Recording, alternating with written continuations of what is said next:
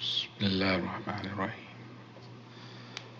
الحمد لله نحمده ونستعينه ونستغفره ونؤمن به ونتوكل عليه ونعوذ بالله من شرور أنفسنا ومن سيئات أعمالنا. من يهدي الله فلا مضل له ومن يضلل فلا هادي له. ونشهد أن لا إله إلا الله وحده لا شريك له. ونشهد أن محمدا عبده ورسوله. إن الله وملائكته يصلون على النبي. يا أيها الذين آمنوا صلوا عليه وسلموا تسليما. اللهم صل على سيدنا محمد عدد ما في علم الله صلوات دائمات في الدوام ملك الله. اللهم صل على محمد بعد من صلى والسام. اللهم صل على محمد وعلى آل محمد بعد من قاد وقام. ایک مرتبہ میرے ساتھ پڑھ لیں. لا الہ الا اللہ محمد رسول اللہ.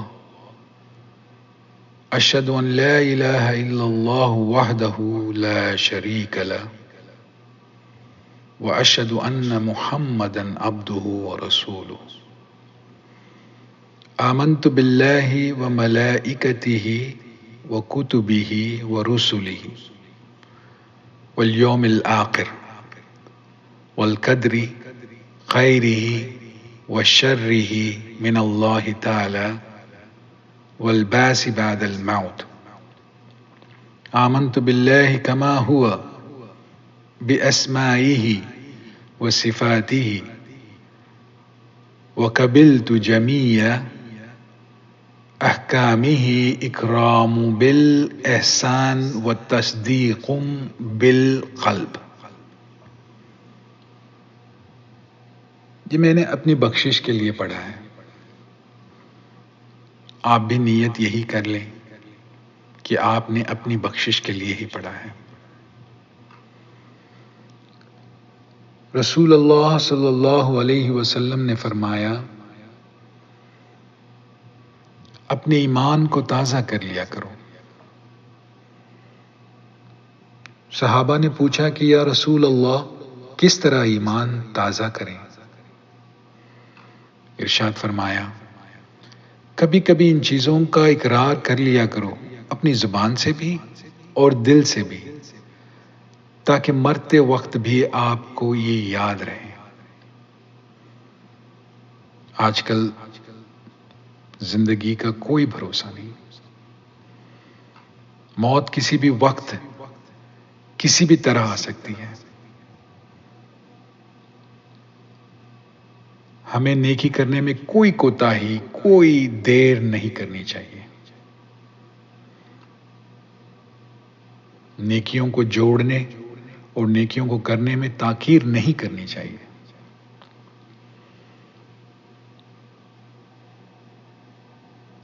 اسلام میں قرآن والے دین کے رہنما رہبر ہمارے علماء ایک اہم کردار نبھاتے ہیں اور اللہ جل شانہ کے نزدیک ان کی بڑی عزت اور اعلی مقام ہے.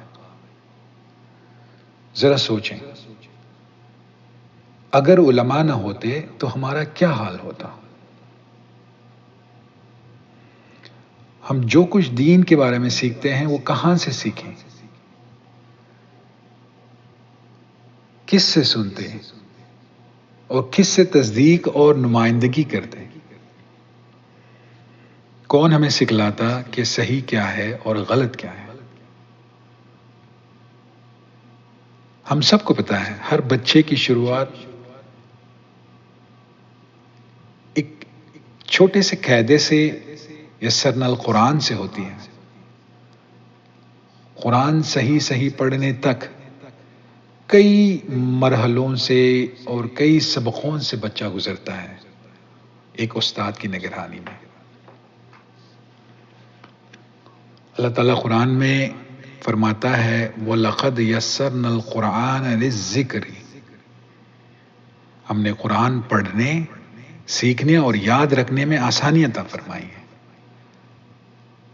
آپ صلی اللہ علیہ وسلم نے فرمایا خیرکم من تعلم القرآن وعلمہ، آپ میں سے وہ بہترین امت ہے جس نے قرآن سیکھا اور دوسروں کو پڑھایا۔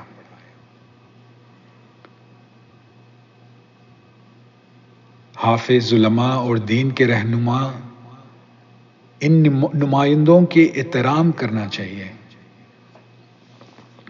چاہے کیسے بھی ہو، ٹوٹے پھوٹے، لنگڑے لولے، جیسے ہیں، جیسے بھی ہوتے ہیں، علماء کو قبول کر لیا کریں۔ پیٹھ پیچھے ان کی مذاق نہ کرو، نہ ہی ان کی برائیاں کرنی چاہیے۔ ہمارے دلوں میں ان کے لیے عزت اور احترام ہونا چاہیے اور ان کے ساتھ عزت اور احترام سے پیش آنا چاہیے۔ ایک طویل حدیث ہے آپ صلی اللہ علیہ وسلم کی، فرمایا کہ میں نے دیکھا ایک امتی جنت کے دروازوں کے قریب پہنچتا ہے تو سارے دروازوں کو بند پاتا ہے۔ وہ بیچارہ کبھی یہ دروازہ کھٹکھٹاتا ہے، کبھی وہ دروازہ کھٹکھٹاتا ہے، لیکن کوئی دروازہ اس کے لیے نہیں کھل رہا ہوتا ہے۔ آپ صلی اللہ علیہ وسلم نے فرمایا کہ میں نے دیکھا اس کا کلمہ ایک شخص کی شکل میں ایک عام آدمی بن کر، چوکیدار بن کر آتا ہے اور اس شخص کے لیے جنت کے سارے آٹھوں کے آٹھوں دروازے کھول دیتا ہے۔ تو ہمیں پتہ ہے جنت کے 8 دروازے ہیں، دروازوں کا نام جنت الماوا، دار المقام، دار السلام، دار الخلد، جنت العدن، جنت النعیم، جنت الکشیف اور جنت الفردوس ہے۔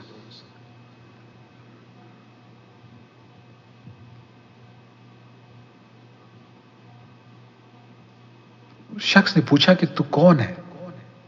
کہنے لگا میں تیرا کلمہ ہوں جو تو نے دنیا میں پڑھا اور پڑھا کرتا تھا۔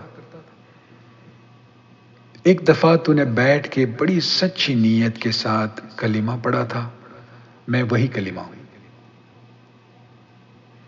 اللہ پاک نے مجھے بھیجا ہے اور اس وجہ سے میں تیری مدد کے لیے حاضر ہوا ہوں۔ سبحان اللہ۔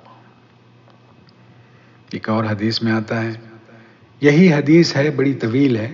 آپ صلی اللہ علیہ وسلم نے فرمایا کہ میرے ایک امتی قیامت والے دن اللہ کے غصے کا اور اللہ کے غضب کا شکار ہو جائے گا۔ نہایت جلال اور غصے سے اللہ اس سے بات کر رہے ہوں گے۔ اللہ کی جلال کے آگے کون دم مار سکتا ہے؟ وہ بیچارہ چپ خاموش کھڑا ہو جاتا ہے اور کانپ رہا ہوتا ہے۔ آپ صلی اللہ علیہ وسلم نے فرمایا کہ اچانک میں نے دیکھا کہ ایک قرآن کی سورت آئی، وہ اس کے سامنے کھڑی ہو گئی تو اللہ پاک کا غصہ رحمت میں بدل جاتا ہے۔ تو اللہ کہتا ہے تو کون ہے؟ یا اللہ میں سورت الفاتحہ ہوں، اس کی سفارش اور بخشش کروانے کے لیے آئی ہوں۔ دنیا میں ایک مرتبہ اس نے مجھے بڑی خلوص اور محبت کے ساتھ پڑھا تھا، سچی نیت سے میری تلاوت کی تھی، تو میں اس وقت اس کی سفارش کرنے آ گئی ہوں۔ صرف ایک مرتبہ۔ ہمیں پتہ ہے میں اور آپ ہر وقت، ہر روز، ہر نماز میں سورہ فاتحہ کی تلاوت کرتے ہیں، مگر نیت اور خلوص کے ساتھ تلاوت کرنا شرط ہے۔ اس نیت سے، اس ارادے سے پڑھنا چاہیے کہ قیامت والے دن اس صورت کی وجہ سے مجھے اللہ کے غصے سے، اللہ کے جلال سے میں بچ جاؤں۔ تو اس حدیث سے پتہ چلتا ہے کہ ممکن ہے کہ ہماری بخشش کا سبب سورہ فاتحہ بن سکتی ہے۔ حضور پاک صلی اللہ علیہ وسلم نے فرمایا کہ سورہ فاتحہ کی سفارش پر اللہ پاک اس بندے کو جنت میں داخل فرمائیں گے۔ سبحان اللہ۔ ایک اور حدیث میں رسول اللہ صلی اللہ علیہ وسلم ارشاد فرماتے ہیں کہ قیامت کے دن میں جب حوض کوثر کے پہ کھڑا ہو کر لوگوں کو جام کوثر پلا رہا ہوں گا، کچھ لوگ ایسے آئیں گے، فرشتے ان کو بھگا دیں گے، وہ پھر آئیں گے تو فرشتے پھر ان کو بھگا دیں گے۔ اچانک میں دیکھوں گا کہ سورت کوثر ان کو پکڑ کر میرے پاس لائے گی، اور میں پوچھوں گا کہ کیا ماجرا ہے؟ تو سورت کوثر فرمائے کہ یا رسول اللہ، میں سورت کوثر ہوں اور یہ بندے مجھے دنیا میں پڑھا کرتے تھے۔ جب میں نے دیکھا کہ فرشتے ان کو آپ تک آنے نہیں دے رہے ہیں تو میں ان کو آپ تک پہنچانے کے لیے آ گئی ہوں تاکہ آپ ان کو آب کوثر پلا سکیں۔ سبحان اللہ۔ آپ صلی اللہ علیہ وسلم فرماتے ہیں کہ میں نے کوثر کا جام ان کو پلایا اور پیالے بھر بھر کے پلایا۔ ایک اور حدیث میں آتا ہے، یا ایک الگ حدیث ہے، آپ صلی اللہ علیہ وسلم نے فرمایا کہ میں اور مسلمانوں کا ایک لشکر جب غزوہ تبوک کے لیے نکل پڑے، تبوک مدینے سے کچھ 700-800 کلومیٹر کے فاصلے پر ہے، اور آپ صلی اللہ علیہ وسلم کو اس وقت اطلاع ملی تھی کہ رومی سلطنت کے لوگ مدینے پر حملہ کرنے کی نیت سے تبوک کے راستے سے مدینہ پہنچنے والے تھے۔ آپ صلی اللہ علیہ وسلم نے سوچا کہ ان کو یہاں پہنچنے سے پہلے کیوں نہ ہم ان کو مقابلہ وہیں تبوک میں کریں۔ یہ بھی ایک طریقہ ہوتا ہے جہاد کا کہ دشمنوں کو وہیں ان کے گھروں میں جا کر ہلاک کریں۔ آپ صلی اللہ علیہ وسلم کے دور میں تقریباً 71 یا 72 جنگیں ہوئی، کچھ ایسی تھیں جن میں آپ صلی اللہ علیہ وسلم نے خود شرکت فرمائی تھی، اور کچھ میں صرف ان کے سپاہیوں کو بھیجا تھا۔ اور جن جنگوں میں آپ نے خود شرکت فرمایا تھا ان کو غزوہ کہا جاتا ہے، اور جن میں آپ نے اپنے سپاہیوں کو بھیجا ان جنگوں کو سرایا کہا جاتا ہے عربی میں۔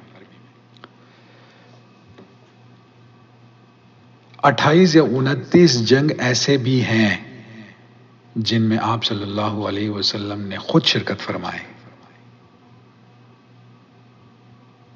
حیرت کی بات ہے، ان تمام جنگوں میں آپ صلی اللہ علیہ وسلم نے اپنے ہاتھوں سے نہ تلوار اٹھائے نہ ڈنڈے اٹھائے۔ اللہ کی شان۔ خیر، غزوہ تبوک ان تمام غزواؤں میں سب سے بڑی جنگ تھی۔ سپاہیوں کے لحاظ سے کوئی 20,000 سے زیادہ سپاہی غزوہ تبوک میں شامل تھے۔ سب سے بڑی لشکر تھی مسلمانوں کی، اور اگر انعام اور اکرام کی صورت سے دیکھا جائے تو سب سے بڑی جنگ بدر تھی، کیونکہ وہاں صرف 313 سپاہی تھے۔ اور اگر شان و شوکت کے لحاظ سے دیکھا جائے تو سب سے بڑا غزوہ جو فتح مکہ کا تھا۔ حالانکہ سپاہی 10,000 تھے، لیکن اس وقت گھوڑے، سامان، اسلحے بے حد زیادہ تھے۔ اور شہادتوں کے لحاظ سے دیکھا جائے تو غزوہ احد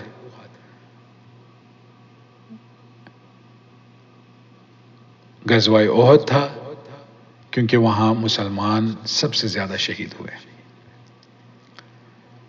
جیسے میں عرض کر رہا تھا، آپ صلی اللہ علیہ وسلم تبوک کے لیے تشریف لے گئے۔ ایک صحابی مدینے میں رہ گئے کیونکہ اس وقت ان کی صحت ٹھیک نہیں تھی، سخت بیمار تھے، حضور نے ان کو آنے کی اجازت نہیں دی۔ اور جب لشکر چل پڑی، وہ پیچھے مدینے میں فوت ہو گئے۔ فرشتے ان کی میت کو تبوک لے گئے۔ آپ صلی اللہ علیہ وسلم نے پوچھا کہ یہ کیا ہے؟ تو فرمانے لگے کہ آپ ان کی نماز جنازہ پڑھائیں۔ حضور نے جنازے کی نماز پڑھائی. نماز کے بعد فرشتے اٹھا کر واپس مدینہ لے گئے میت کو.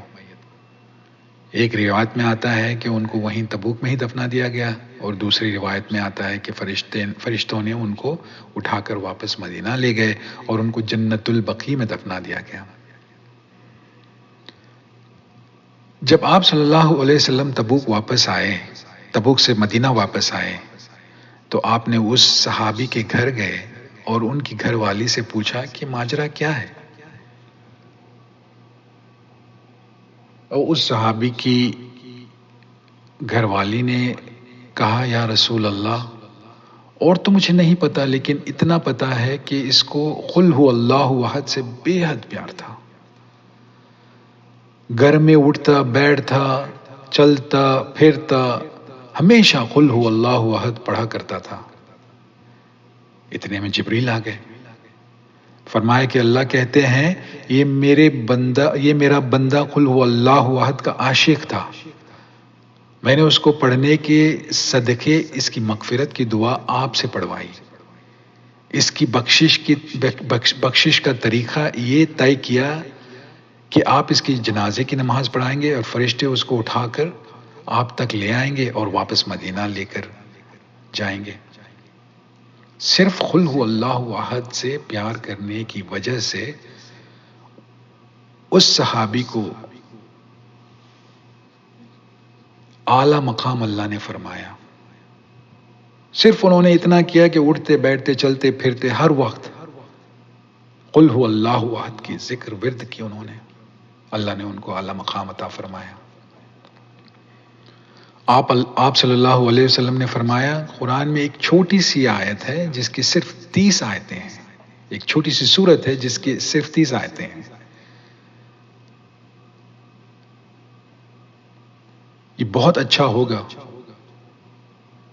کہ ہم اس کو یاد کر لیں، لیکن آپ صلی اللہ علیہ وسلم نے کہا میں چاہتا ہوں کہ میری امت اس سورت کو یاد کر لیں. اگر یہ ایک آیت روزانہ یاد کر لیں تو 30 دن میں سورت پوری ہو جائے گی. 30 آیتیں ہیں. صحابہ نے پوچھا کہ یا رسول اللہ اس سورت کی فضیلت کیا ہے؟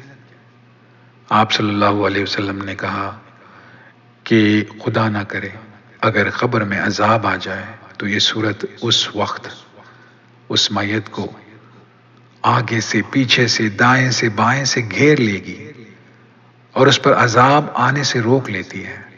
صحابہ نے پوچھا کہ یا رسول اللہ وہ کون سی سورت ہے؟ فرمایا وہ سورت الملک ہے. تبارک الذی بیدہ الملک. یہ پڑھنے والے کو قبر کی عذاب سے محفوظ اور چھٹکارا ملتا ہے. حضور صلی اللہ علیہ وسلم کی حدیث ہے. پھر اسی حدیث میں آپ صلی اللہ علیہ وسلم نے اور آگے فرمایا کہ 25ویں پارے میں ایک سورت ہے جس کو سورت دخان کہتے ہیں. سورت دخان اور سورت جاشیہ حافظوں میں بہت مشہور ہے اس لیے کہ دونوں مشکل سورتوں میں سے ہیں. دخان کا مطلب دھواں ہوتا ہے. دخان چھوٹی سی ہے، صرف 3 رکوع کی ہے. فرمایا کہ قیامت کے دن جب خوفناک منظر پیش آئے گا، چاروں طرف دھواں ہی دھواں اور اندھیرے بادل ہوں گے، تب یہ سورت دنیا میں پڑھنے والے کے لیے آسمان چاند کی طرح روشن ہو جائے گا. یہ اس سورت کی فضیلت ہے. اس حدیث میں آپ صلی اللہ علیہ وسلم نے اور آگے فرمایا اگر کوئی شخص دشمنوں سے بہت تنگ ہے، دشمن اسے بہت پریشان کرتے ہیں، جادو ٹونا ہر قسم کی غلط طریقے سے اس کو تکلیف پہنچانے کی کوشش کرتے ہیں، پھر تعویذوں کے لیے بھاگتے ہیں. ایک بات نصیحت کے طور پر کہہ رہا ہوں، یاد رکھیں رزق اللہ کی طرف سے ہے. نہ تعویذوں سے رزق ملتا ہے، نہ رزق بند ہوتا ہے تعویذوں سے. کسی نے آپ کو نقصان پہنچانا چاہا، جب تک اللہ کی مرضی شامل نہیں تب تک وہ آپ کو تکلیف نہیں پہنچا سکتا. ہوتا کیوں ہے یہ بھی قرآن میں ہے۔ اللہ کی دو صفتیں ہیں، ایک صفت باسط ہے اور ایک صفت قابض ہے۔ باسط کے معنی کھولنے والا اور قابض کے معنی بند کرنے والا ہے۔ کبھی کبھی اللہ کی شان باسطیت کی ہوا ایسی چلتی ہے کہ زمین پر آدمی مٹی کو بھی ہاتھ لگاتا ہے تو وہ سونا ہو جاتا ہے، اور کبھی کبھی اللہ کی قابضیت کی ہوا چلتی ہے تو اگر سونے کو ہاتھ لگاتا ہے تو مٹی بن جاتی ہے۔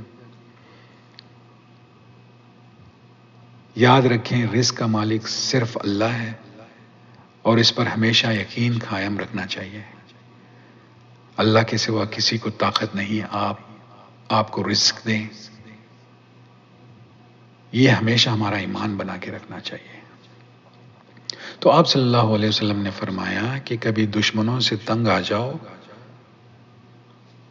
حالت واقعی بگڑ گئی، تو چھوٹی سی صورت ہے انا اعطیناک الکوثر، آپ صلی اللہ علیہ وسلم نے فرمایا کہ اس سے پڑھنے کی صورت میں اللہ سارے دشمنوں سے آپ کی حفاظت فرمائے گا۔ آپ صلی اللہ علیہ وسلم نے فرمایا اگر بندے کو وسوسے تنگ کرتے ہیں، خیالات تنگ کرتے ہیں، قل اعوذ برب الناس صرف 3 دفعہ دن میں پڑھ لو، اللہ آپ کو برے خیالات سے، وسوسوں سے محفوظ رکھے گا۔ پھر آپ صلی اللہ علیہ وسلم نے فرمایا قل اعوذ برب الفلق، یہ چھوٹی سی صورت ہے، اگر تمہارے دوست تمہیں راہ راست سے بھٹکانا چاہتے ہیں، یعنی تمہیں برے راستوں پر چلانا چاہتے ہیں، 3 دفعہ دن میں قل اعوذ برب الفلق پڑھ لیا کرو، اللہ آپ کو ان لوگوں سے، ان دشمنوں سے حفاظت فرمائے گا جو تمہیں راہ راست پر چلنے سے روک رہے ہیں۔ ان چھوٹی چھوٹی صورتوں کو اپنے ہر روز کا معمول بنا لیجئے، اللہ پاک آپ کی حفاظت فرمائے گا۔ امام ابو حنیفہ رحمۃ اللہ علیہ 5 لاکھ حدیثوں کے حافظ و عالم تھے، 5 لاکھ حدیث، تقریباً 90,000 دین کے مسئلے جو امام ابو حنیفہ نے نکالے ہیں اپنی دینی فقہ میں۔ ان کے ایک استاد کا نام حماد تھا اور بیٹے کا نام بھی حماد ہی تھا۔ جب فوت ہونے لگے تو آپ نے اپنے بیٹے کو نصیحت فرمائی کہ بیٹا 5 لاکھ حدیثوں میں سے صرف 5 حدیثوں کو یاد رکھو، دنیا میں کبھی ٹھوکر نہیں کھاؤ گے، صرف 5 حدیث۔ پہلی کہا کہ انما اعمال بالنیہ، کہ ہر اعمال کا دارومدار نیت پہ قائم ہے، ہر عمل کی نیت کو صحیح کر لو، نیت صحیح تو بیڑا پار۔ دوسری حدیث، اپنے وقت کو ضائع نہ کرو، بیکار کاموں میں، بیکار کھیلوں میں وقت کو ضائع کرنا صحیح بات نہیں ہے، کیونکہ قیامت کے دن پوچھا جائے گا کہ وقت کو کہاں اور کیسے خرچ کیا، اور ایک دفعہ اگر وقت ضائع ہو جائے تو پھر لوٹ کر نہیں آتا، اس لیے کہ وقت اللہ کی نعمتوں میں سے ایک نعمت ہے اور قیامت کے دن اس کا حساب دینا پڑے گا۔ پھر آدمی پچھتاتا رہ جائے گا کہ میں جوانی میں کر لیتا، اس وقت کر لیتا، اس وقت کر لیتا، بچپن میں کر لیتا، پھر کوئی فائدہ نہیں، وقت تو گزر چکا۔ تیسری حدیث، جو چیز اپنے لیے پسند کرو گے وہی دوسروں کے لیے بھی پسند کرو، دوسرے مسلمان بھائی بہنوں کے لیے پسند کرو، جو چیز اپنے لیے پسند کرو وہی چیز اپنے بھائی کے لیے پسند کرو، پھر دیکھو دنیا میں امن کس طرح قائم ہوگا، پیار اور محبت کس طرح بڑھتا ہے۔ قرآن میں اللہ تعالیٰ فرماتا ہے لن تنوا البر حتى تنفقوا مما تحبون وما تنفقوا من شيء فإن الله به علیم، جو تمہیں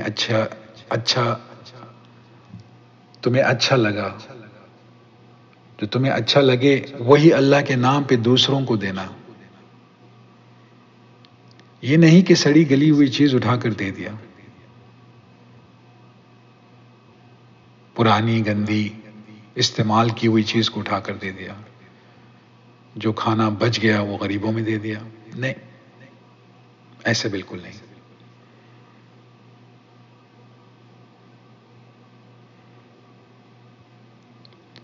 ایک اور حدیث میں آتا ہے کہ مسلمان وہ ہوتا ہے جس کے زبان سے، جس کے ہاتھ سے دوسرے مسلمان محفوظ رہتے ہیں۔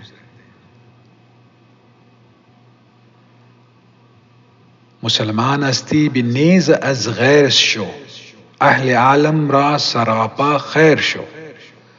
اگر تو مسلمان ہے تو خدا کے سوا ہر شخص سے بے نیاز ہو جا،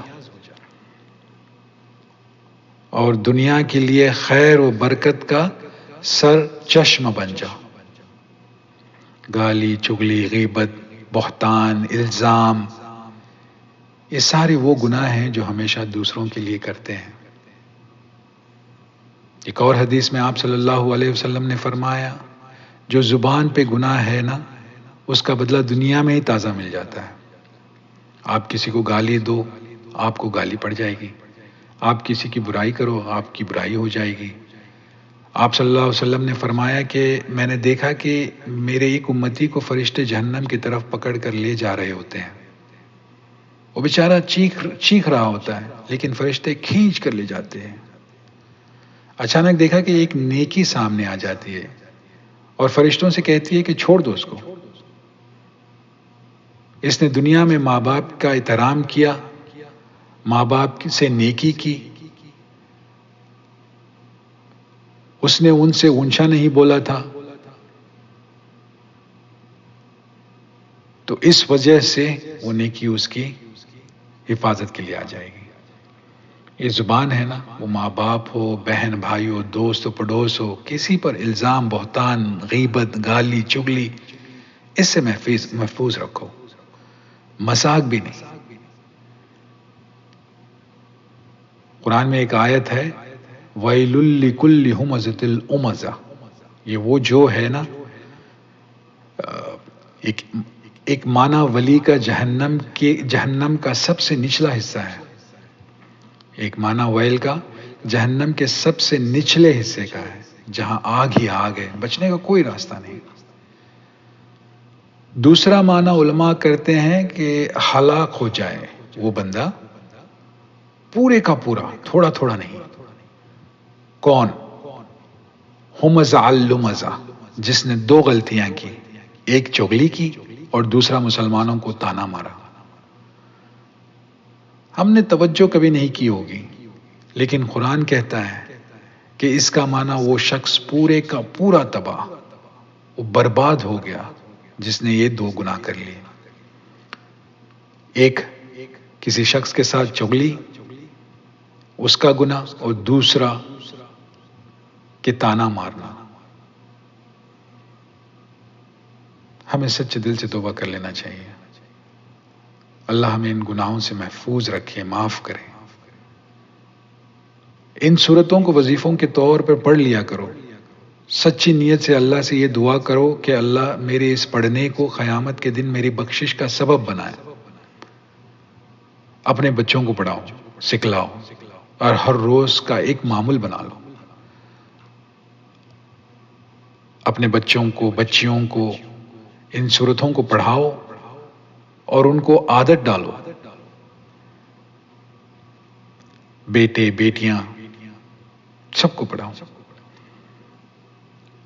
بیٹیاں بڑی پیاری ہوتی ہیں، اللہ ان بچیوں کو نیک بنائے، اللہ ان کے مستقبلوں کو نیک اور صالح بنائے، ماں باپ کے لیے خوشیوں کا اور راحتوں کا سامان بنائے۔ ایک حدیث میں آتا ہے، جب کسی کے گھر بیٹی پیدا ہوتی ہے، اللہ کے رسول فرماتے ہیں اللہ فرشتوں کو حکم دیتا ہے کہ اس کے نام اعمال میں نیکیاں لکھتے جاؤ۔ یہ مفت میں نیکیاں لکھی جاتی ہیں، بیٹے کے لیے نہیں ہے جس کا ہر کوئی طلب کرتا رہتا ہے، صرف بیٹیوں کے لیے۔ اور آپ صلی اللہ علیہ وسلم نے فرمایا، جس گھر میں 2 بیٹیاں ہوئی اور اس نے ان کی اچھی تربیت کی، باپ نے ان کی اچھی تربیت کی، اپنے خیال میں اچھی جگہ رشتہ کر دیا. وہ قیامت کے دن اس کے اور میرے درمیان جنت میں صرف اتنا فاصلہ ہوگا جتنا 2 انگلیوں کے درمیان ہوگا. آپ صلی اللہ علیہ وسلم نے 2 انگلیاں دکھا کر اس حدیث کو بیان کیا تھا. لڑکیاں، یہ بچیاں چڑیوں کی طرح ہوتی ہیں، مہمان بن کر آتی ہیں اور پھر ایک دن آتا ہے کہ چلی جاتی ہیں. اللہ تمام بچیوں کے نصیب نیک فرمائے، بچیوں کے حق میں خیر و برکت، راحت اور خوشیوں کے فیصلے فرمائے. اللہم صلی علی سیدنا محمد وعلی آل سیدنا محمد بارک وسلم. اللہم بارک علی محمد وعلی آل محمد کما بارکت علی ابراہیم وعلی آل ابراہیم انک حمید المجید. اللہ ہم سب کو نیک بنا اور قرآن کے علم سے مالا مال فرما. والدین کی مغفرت فرما، ان کے لیے مغفرت، رحمت، عافیت اور رزق کے فیصلے فرما، صحت و تندرستی کے فیصلے فرما. اللہ ہمارے گھروں میں خیر و برکت عطا فرما. تمام مرحومین کی مغفرت فرما، ان کے قبروں کو جنت کے باغیچے بنا، ان کے مرتبوں کو اونچے فرما، ان کو اعلی علیین جنت الفردوس میں جگہ عطا فرما. ہمارے گناہوں کو معاف فرما. قیامت کے دن قرآن کی شفاعت ہمیں عطا فرما. اللہ گنہگار ہیں، خطا کار ہیں، ڈوبی ہوئی ذلت میں ہیں، خواہ کچھ بھی ہیں تیرے محبوب کے امتی ہیں، ہماری مغفرت فرما. الہ العالمین قیامت کے دن ہم سب کو حضور پاک صلی اللہ علیہ وسلم کی شفاعت نصیب فرما. آپ صلی اللہ علیہ وسلم کے ہاتھوں جام کوثر نصیب فرما.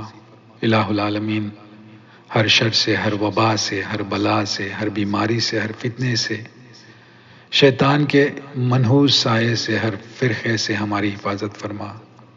قیامت کے دن تیرے عرش کے نیچے سایہ نصیب فرما. سبحان ربک رب العزت عما یصفون وسلام علی المرسلین والحمد للہ رب العالمین.